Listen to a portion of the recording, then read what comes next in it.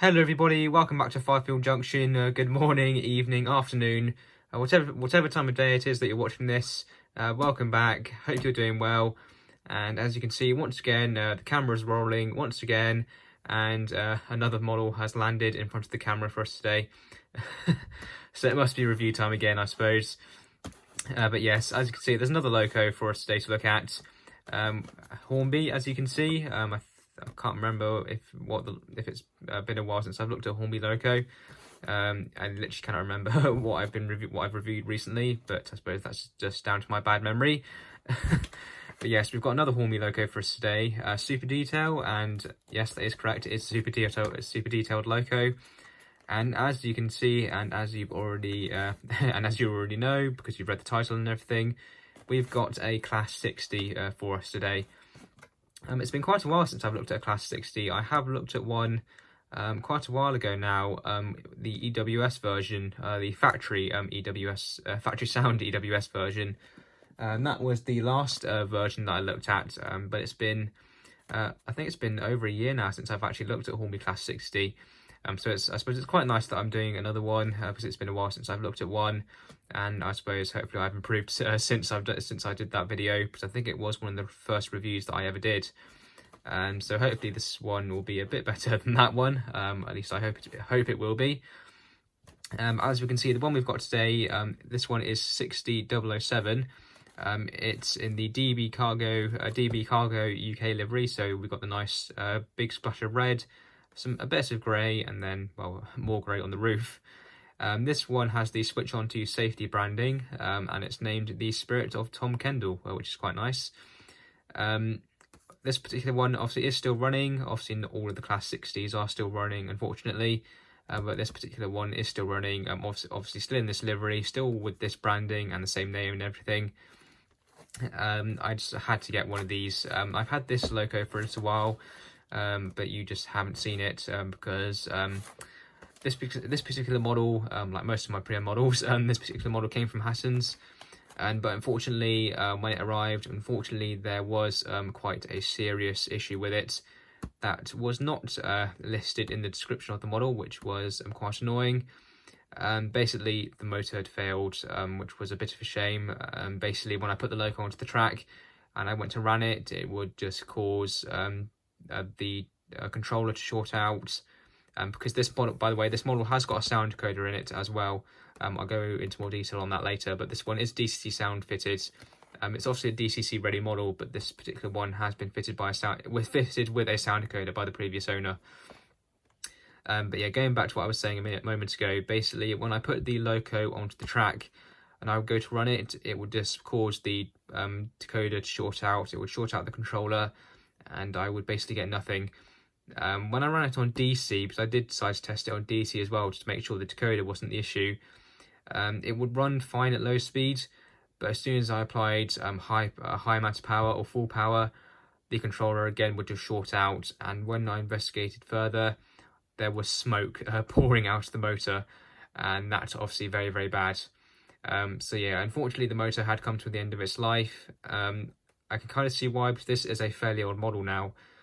However, I do have models models that are of a similar age to this, that are still running perfectly fine. So it could just be the loco wasn't handled or looked after in the best possible way by the previous owner or previous owners, depending how many owners this loco has had. But yeah, unfortunately the motor had failed. And obviously this does happen. Obviously nothing lasts forever, unfortunately. But luckily I was able to buy a brand new motor, and the loco has been fitted with that brand new motor, and she's working absolutely fine again now. I did run her in, by the way, as well. When I fitted the new motor, she ran for about half an hour in each direction. But at least she's finally here. She's finally here for us to look at, and I'm so happy that she's finally working. So apart from that, there's not much else interesting information on the box. On the end of the box, we can see there DB Schenker, Class 60, the Spirit of Tom Kendall, 60007. The model code for this one is R3150. At the time of filming, Hattons do have a couple more of these on their website, also sound fitted, but again not in perfect condition. I think one of them has issues with the lighting. and the other one might have issues with damage to the bogies or something. I'm not too sure. But it's not too hard to get hold of this particular one. There is still quite a few about, so it's not too hard to get hold of this particular one if you do want it. But enough rambling on. Let's open the box and have a look at her. So we just slide this out, and this packaging isn't too bad. It's the sort of split style packaging that Hornby used to do, which is quite nice. So if we just have a look at the instructions here, very quickly, because they are important. So I do recommend you read through your locomotor's instructions, especially if you're not too familiar with them. But because they do show you everything you need to know. You've got general maintenance, DCC, fitting the decoder, replacing the motor, and basically all the important stuff really. Something that did surprise me with this one is that the lights are connected to the loco via cables. So there are plugs and sockets connecting the lights to the chassis, which did surprise me because other locos, even Class 60s of this same age, I find, or it could just be that this model was brought out slightly later than some of the other versions that I have. But yeah, basically this one has the cables connecting the lights to the chassis. On my other versions, because I do have two other Hornby Class 60s, which I'm guessing must be slightly older, or they could be newer, but they have spring-loaded contacts connecting the lights to the chassis. So it was a little bit surprising to see something like this, but I suppose that's the way it is. So, maybe Hornby changed the tooling between when this one was released and when my other ones were released. I'm not too sure. But yeah, overall, very important, the instructions. I do recommend you look through them. If you're not familiar with the loco. If we just put those to one side, we can see the loco there. So if we just lift off this bit of the box, there we go. And then if we just stand it up, we can then slide off these two bits on the ends. There we go. And then, very quickly, I will show you. This is the coupling that goes on the.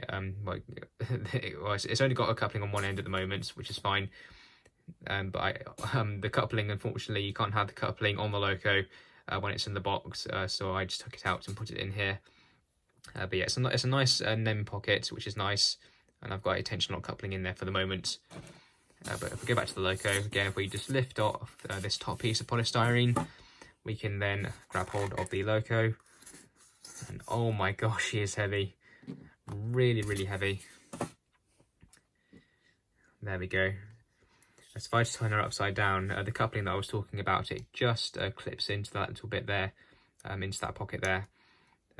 So yeah, if you do find that your couplings might get damaged when you put them back into the box, obviously just take them off if you can. But if we go back to the loco, you have to ignore some of the marks on the sides. That's just me. Try and get some of those off. If we just spin the loco around to the detailed end, there we go. And wow, she is amazing. A bit of a glue mark there. That must have been from the previous owner, because that's not from me. But yeah, look at this. This is absolutely fantastic. I reckon this model must be one of the best diesels that Hornby do. It's absolutely fantastic. These details here on the end, I don't believe they come fitted as standard from the factory. So they were obviously fitted by the previous owner, but they do look very good. You have got sprung buffers, which are made of metal, which is quite nice. Obviously working lights, because as I explained earlier, you've got cables connecting the lights to the circuit board. I suppose this is probably one of the best features with the Hornby Class 60, is you've got proper engine room detail in there. You can see right through to the other side. If you wanted to, because I have seen it done, you could fit an engine room light in there if you wanted to, but that would look quite nice. The bogies turn quite nicely. She is all-wheel drive and she is all-wheel pickup as well.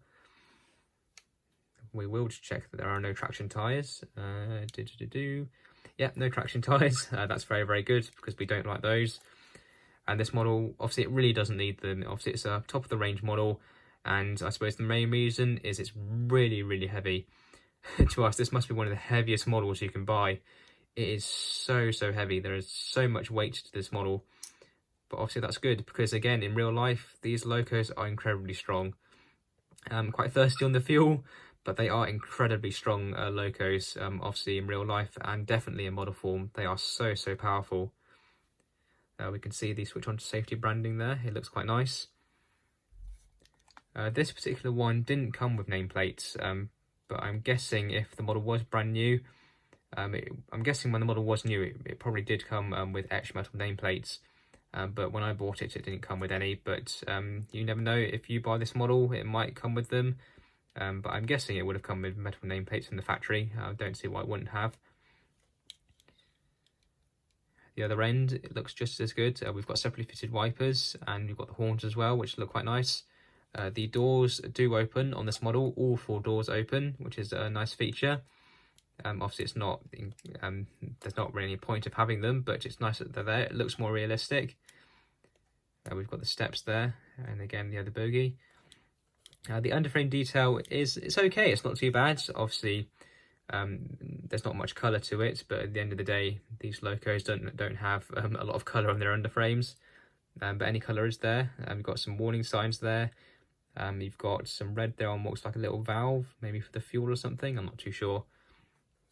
The roof isn't too bad. We've got some nice separately fitted exhaust detail here, which is nice. You might be able to fit a smoke generator to these. I'm not too sure. It could be something that I could try in the future, but I probably won't. If I do, I'll probably do it to a Lima one or something. But it would be quite nice maybe to have some smoke coming out of there. That'd be quite nice. On the other end, you have got some nice proper etched grille detail there. So those grills are separately fitted, and they feel very nice as well. And obviously the grills around the side are separately fitted as well. The cab interior detail on these is pretty good. You can't see it too well. You probably need the light at the correct angle and need to be looking at it from the correct angle. But you have got some very nice cab detail there. There you go. If I hold it about there, you can see in there, you can see all of the gauges and everything. It's all been picked out. It looks really good. You've got the warning signs as well, and the separately fitted handrails around the cab. I really don't know what to say. This is definitely probably one of the best models the Hornby make. It's probably, I wouldn't say it's probably the best quality, because I have had quality issues with these. But obviously, well, I suppose all including this one and my other 2, they are all quite old models now. I haven't got any of the newest Hornby Class 60s. I might get one of them in the future. So they're probably, they're not the best quality, I'd say, especially the bogie frames. I don't think the bogie frames, the way they're manufactured, because they literally do just sit onto the top of the main sort of bogie blocks here. There's nothing actually clipping them or securing them into place. I suppose that's probably my only major issue with them. Apart from that, they're not too bad. They're really good models. I definitely recommend, if your layout is set from sort of 1990 onwards, you just have to have Hornby Class 60 on your layout, because they are really good. Excellent detail. They weigh an awful lot, and they run really well. So and obviously again, this one does have a sound decoder fitted as well. I believe the sound decoder in here is a Zimo one, with the YouTube sound file, but not the most recent one. I don't think. I think the sound file might be the previous version, so the V4 version. I could be wrong, but I'm pretty certain it isn't the most recent version, because I have compared it to the most recent version, and they do not sound the same. But she still does sound really good. So let's put her on the track and let's see how she runs. Okay, so here we are over the layout. Obviously a very familiar, very familiar territory for us. So if we just grab the loco and put her on, it's fairly simple to do. Quite a lot of wheels though, but again, fairly simple. There we go, she's on, nice and easy. Now again, she's DCC, she has got a sound decoder.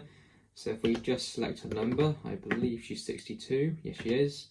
So if we just put her lights on, they're not working. Oh, that's because there's no power getting to the track. The connection is a little bit dodgy. There we go. So you can see the tail lights there. If we change direction, there we go, we've got the headlights. Let's just give her a bit of a wiggle, go really slow.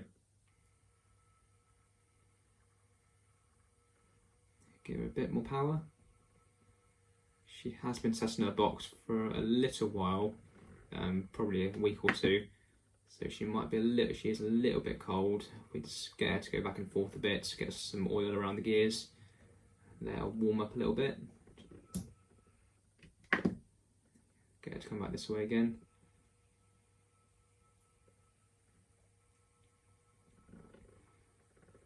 Oh, if I just bring it back a bit. There we go. Now I have got some wagons on just after shot as well, so we will couple her up to a rake of tankers as well. I've got 10 Hornby of the TEA tank wagons just after shot, so we'll get her putting those in a moment. But first of all, let's just try some of the sounds. So we've got one of the horns, and another one of the horns. That's really, really nice. Now some of the other sounds, I'm not too sure what they are, because again, I'm not exactly sure what sound decoder it is. Again, I believe it's Zimo with the YouTube sound file, the V4 version, but again, I could be wrong there. But whatever sound file it is, it does sound really, really good. Let's just try some of the other sounds. Let's see what function 4 does. Nothing. Function 5.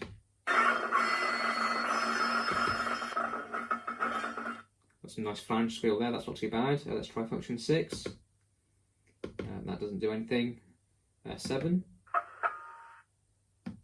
I don't know what that is. Yeah, I don't know what that is, unless it's supposed to be coupling or something. I'm not too sure. Let's see what function 8 does. Nothing again. Some of these sounds you must need the engine running to actually hear them. Function 9. That definitely sounds like coupling. Let's go a bit more. Function 10. That sounds like some air release. That sounds quite nice. Function 11. Some sort of other air release, maybe with a compressor or something. I'm not too sure. Function 12. Quite nice Spire X valve there. That's not too bad. 13. That sounds like something to do with the AWS or something, maybe. Usually like some sort of noise that you probably hear when the engine's about to start up, I think. I think that's what that might be. Let's try a couple more. Function 14. I'm not sure what that bell is. And let's do another one. Let's do function 15 and then we'll start up the engine. Okay, that sounds like the compressor. Now there are some more functions, but I won't go through all of them because otherwise we'll be here for a while. So let's start up the engine and then we'll get her coupled up to her rake of wagons and we'll really let her go and see what she's capable of. So let's get the engine started and see what it sounds like.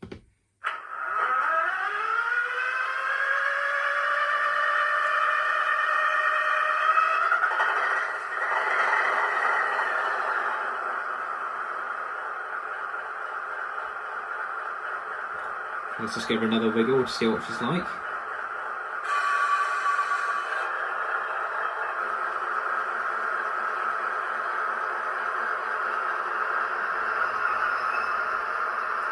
I do love the braking sound on this model. It really is great. I think it's probably one of the best braking sounds I've actually heard, to be honest. And let's go back the other way.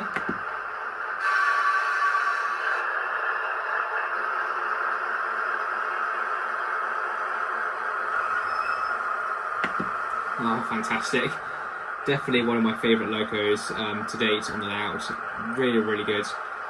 But if I just bring the tankers round, I won't get her to couple up to them on a corner, that'd be quite naughty.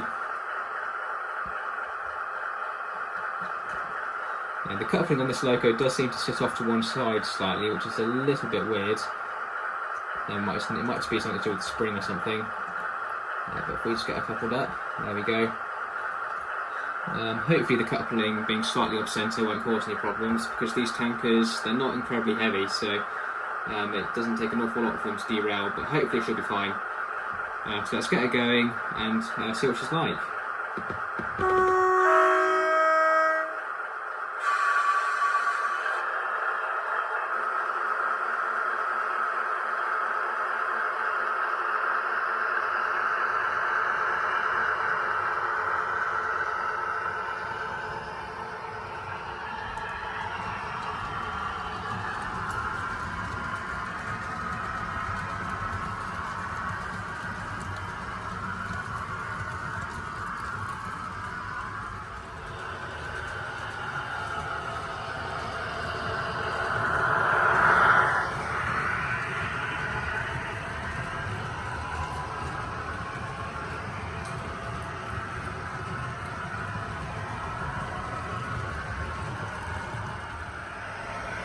Well, she's running well enough. She sounds really, really good. I can't fault her, to be honest. She performs incredibly well. She sounds amazing. Detail is just fantastic. The weight is astonishing. I just can't fault her, to be honest. You just need to get a Hornby Class 60. There's no other words to describe it, really. You just need to have one of these locos on your louch. They're so, so good. Just have to choose your favourite livery, of which there are many, many of. There's plenty of variation of liveries out there for these locos. So you'll have to choose your favourite livery and get one, I suppose, really. That's all I can say.